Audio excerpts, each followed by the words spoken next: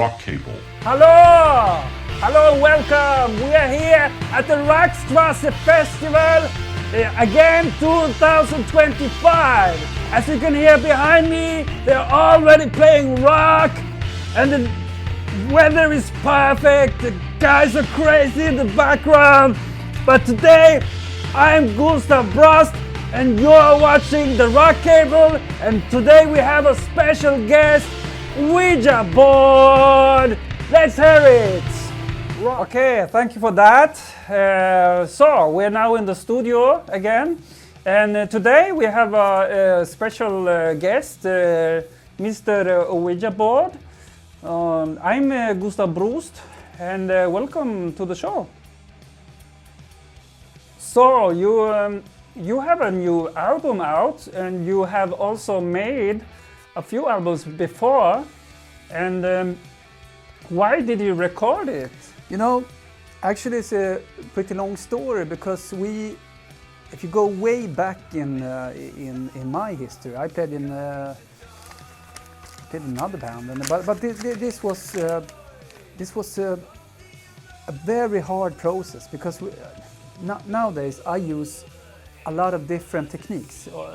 For example, I use computer now, and in the PC, and also the Mac, and we have basically you can have the amount of powers you have, like in a venue, you can have inside a computer today. So that's not the reason why we recorded the album, but I wanted to make as heavy rock as you can with these techniques today. But can you tell me more about the sound of the record? I mean, when I listen to different music, I tend to often analyze the sound. So for example, this record, I think it's more rock, but it's also oriented in the rock scene. Yeah, the sound is pretty interesting actually, because there's a guy called Stefano. He has this place in the north of Stockholm, where I live. And he has this big mansion where he has set up, I think he has 10 drum sets, which are set up in the room. And every drum set has its own drum sound. So he wires cables to one drum set, and then the other, and then the third, and then the fourth. Mm-hmm. And he has, I mean, goddamn, what kind of power is in those drums they have. But he recorded the drum sound, and that is mainly the part of the warmness of the record. It's quite warm sound, and I think for everyone liking like 70s goes into the 80s sound, like a mishmash. Okay. And then you have like a crossover between the 70s and the 80s, and it goes in this. And that drum sound became like the ground, the foundation of the album. And the guitars, that's me, and the bass, that's me.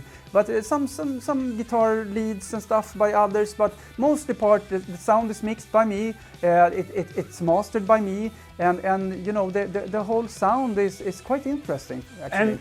But when you play on the record, do you feel you are playing live? That's actually an interesting question, because when I sing live and hit record, that is actually live when I record it. Mm-hmm. So it's not recorded in the past. It's not an old recording, because when I do it, I sing it when I record it. So that's definitely live when you hear it on the record afterwards. It's a live take. Yes. So, Ouijabeard, you have been singing in other bands as well before, or do you do it nowadays as well? I mean, also as well, you have been on the road. Are you planning to go on the road with this? I mean, this is I don't play live with this band, so I don't see is it possible to actually tell you stories about the wildlife on the road at all, in any case. But of course I've been on the road many times before I do this, and it's been it was really crazy actually. And also the studio sessions. It must have been a wild ride, right? Yeah, as I told you before about those drum sets he has, I was never there myself, but he guided me through camera, because nowadays you can have a camera and then you can send the camera streaming through the computer, and then I can see it from my home, and then I can see all the drum sets and all the sounds, and it gets really good sound with that.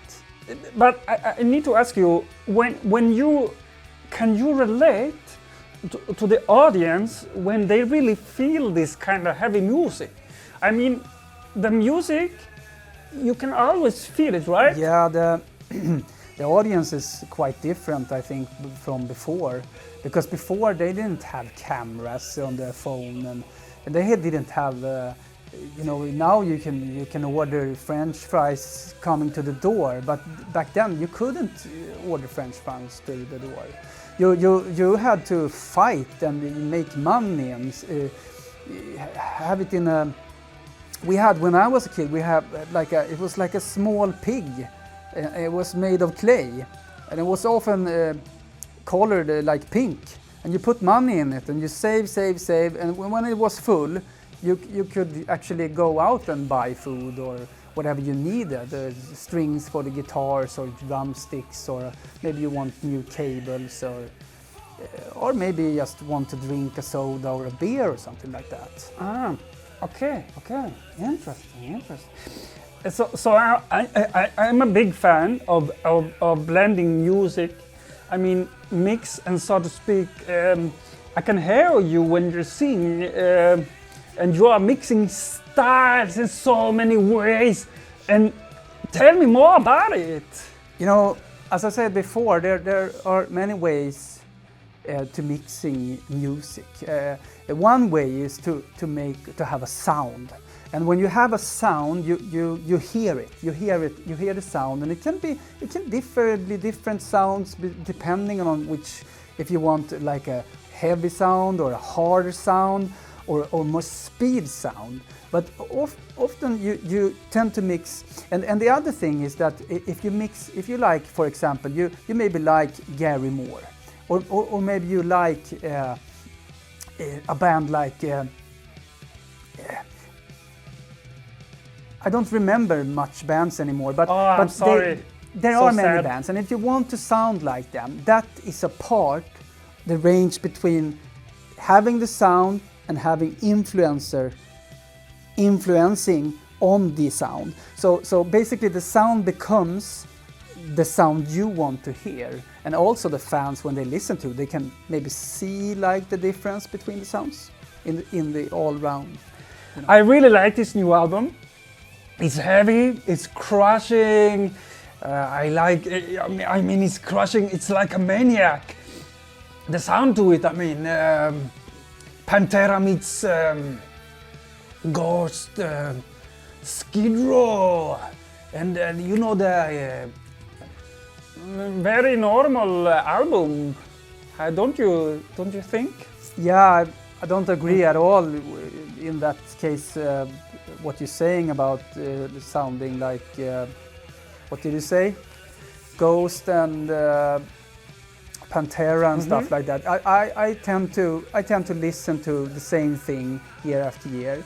Now I actually listen to my own music mostly, because then I tend to write the same music again. So I learn to write my own music with my old music as a reference. But if I do it well, I do it maybe a little bit more well the next time.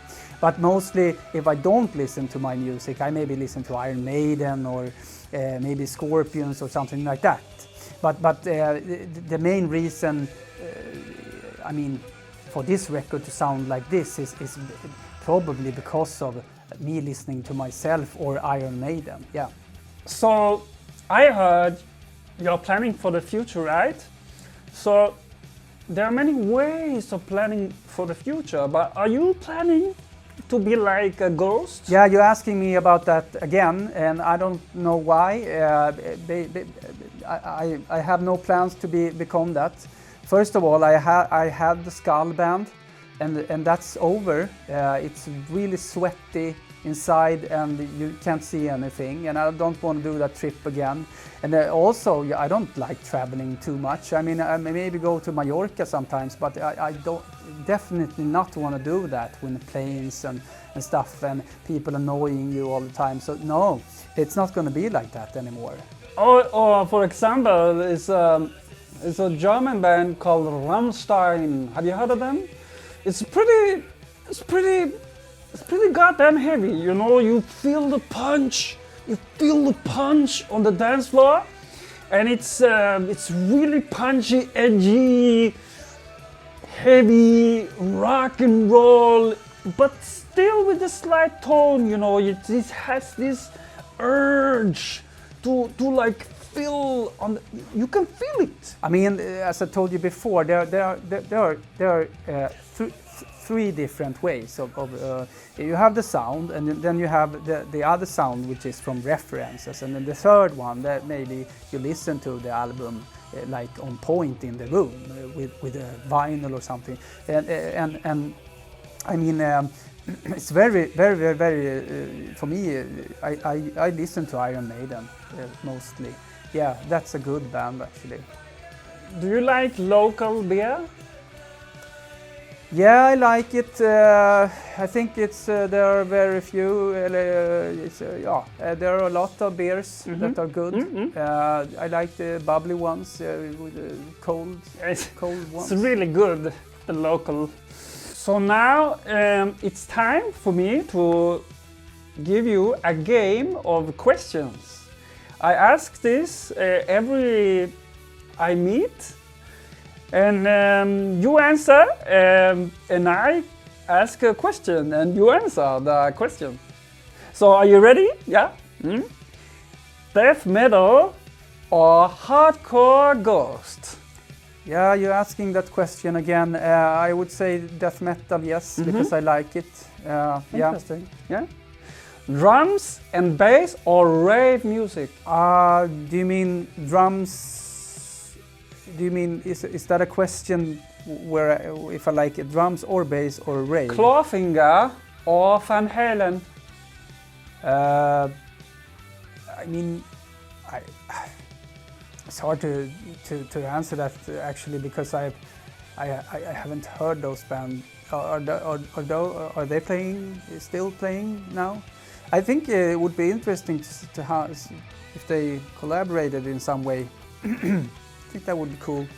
Really crazy party or a rock club? Yeah, I don't know the difference between that. I think maybe that's the same nowadays. Back in the days it was actually a big difference between a rock club and that. But I mean, I would rather stay at home actually watching like a rock on the TV or something, yeah. You go to festival gig or very normal show? The good thing about the festival gigs, even though I don't do that anymore, but the festival gigs are I'm really happy, because one time we were in Gothenburg and we got the free sodas and beer.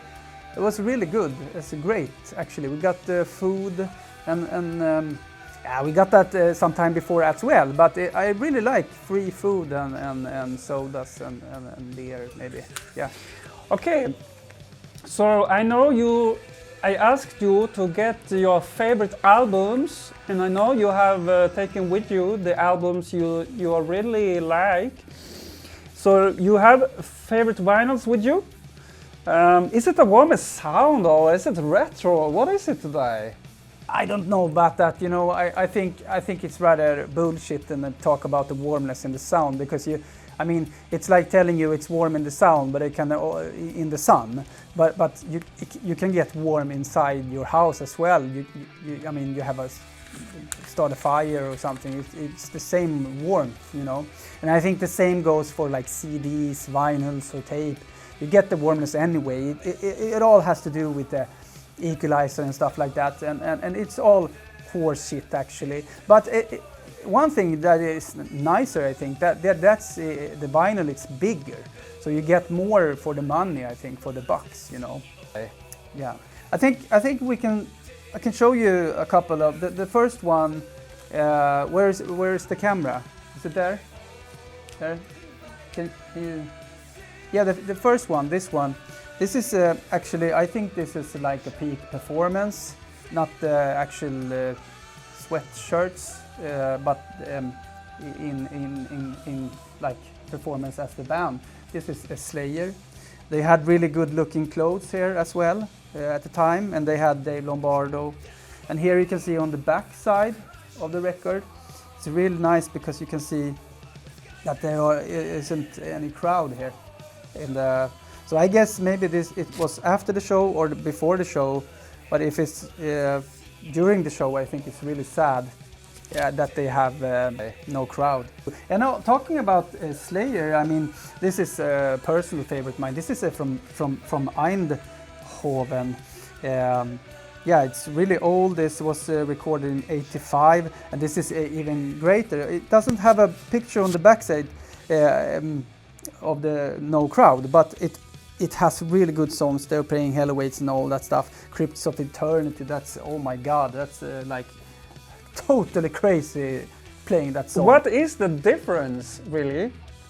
What is the difference? I don't know what you mean, but the difference between these two, that this is a bootleg and this is the official, and this is years after and this is years before, but there is no difference because it's one band. It doesn't mean they different bands because it's two different records. It's the same band on different recordings, so that's the reason why this is the same band, but it's unofficial and official. That's not hard for me to understand, at least. So to me, no problem. I mean, when it's the same band, you know. So this record, yeah, this is my first record. I got this when I was 4 years old. But I bought this in Skärholmen. For those who know what that is, I bought this at Tempo. I think it was called Tempo, and I bought this. Or my mom bought this. It's really, I think it's cool. This is the best album they have, or they released, and the coolest cover. You have the cat and the star guy, and you have also the space Walkman, and the guy with his licking stuff with his licking. I don't know. He has this licking stuff there, you know, going on. Crazy guy.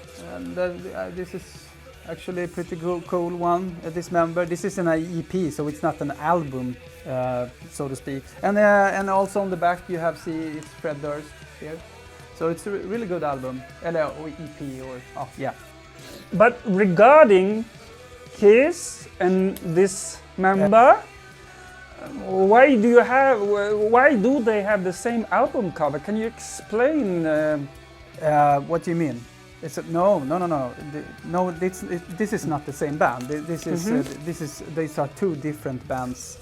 This one is really famous, also pretty famous. But compared to this is like a type of like being on the moon famous. It's really famous. This is more like I have been to. Yeah.